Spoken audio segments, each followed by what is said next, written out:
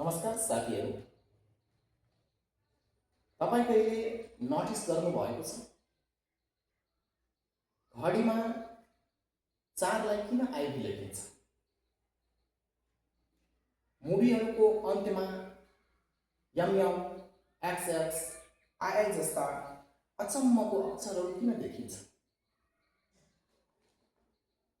के यो कुनै सिक्रेट कोड हो कि कुनै पुरानो रहस्य?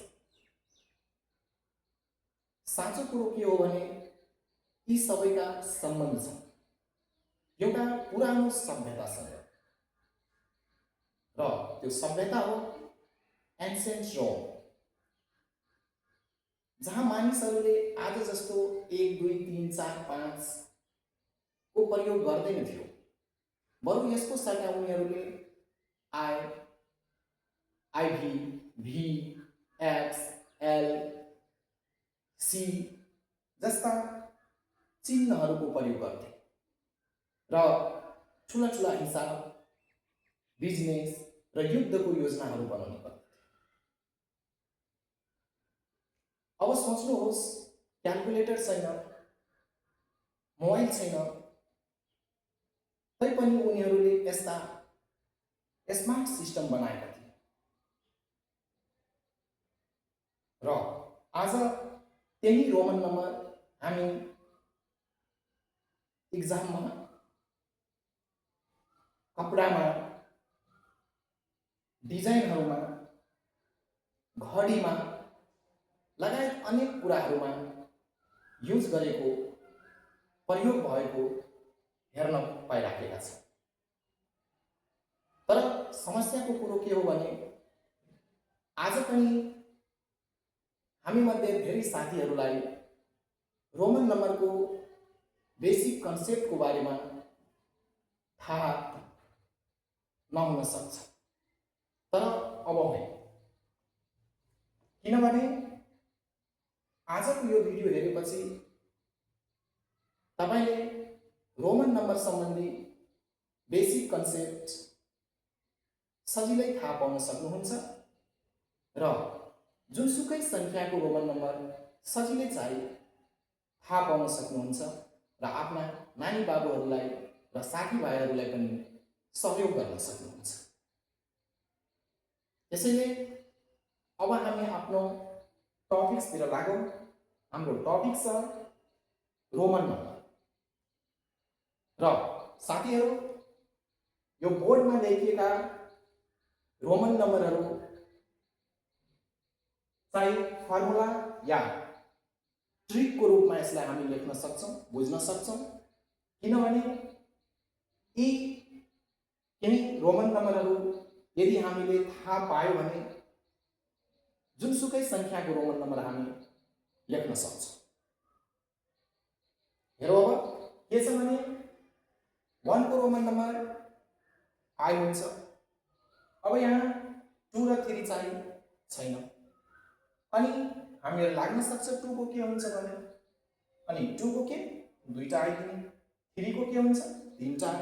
अब 4 को छँदैछ आइबी, 5 को भी, अब बीचमा 6 7 8, 6 कसरी बन्छ त? 5 + 1 मिलेर 5 को भी भयो, 1 को चाहिँ आई भयो, त्यही भएर 6 को के हुन्छ भी भयो। यस्तै गरेर 7 को चाहिँ भी डबल आई, 8 को चाहिँ भी ट्रिपल आई, अब 9 को चाहिँ IX, 10 X, 40 XL, 50 L, 90 XC, 100 C, 400 CD, 500 D, 900 CM र 1000 को यम रहेका छ। अब जस्तो यहाँ 90 छ, अब हामीलाई सपोज 95 को रोमन नम्बर छ। 95 कसरी बन्छ? 90 + 5 मिलेर 90 को एक्सी र 5 को के हुन्छ भी, हामी भन्न सक्छौँ एक्सी भी।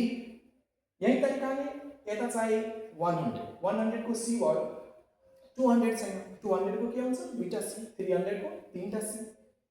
यस्तै प्रकारले 1000 को यम छ, 1000 को दुईवटा यम, 3000 को 3वटा यम। अब 4000 को के हुन्छ भने IV को माथि बार हुन्छ। त्यस्तै 5000 को के V माथि बार। त्यस्तै चाहिँ 40000 40 को के रोमन नम्बर हुन्छ XL, XL को माथि बार। त्यस्तै गरेर 50000 50 को रोमन नम्बर के हुन्छ L, L माथि बार। यही तरिकाले चाहिँ हामी 90000 1 लाख लेख्नुभन्दा पहिला हामीले 100 को रोमन नम्बर लेख्नु पर्ने हुन्छ। 100 को के हामीले सिक्यो अहिले 100 को के हुन्छ C।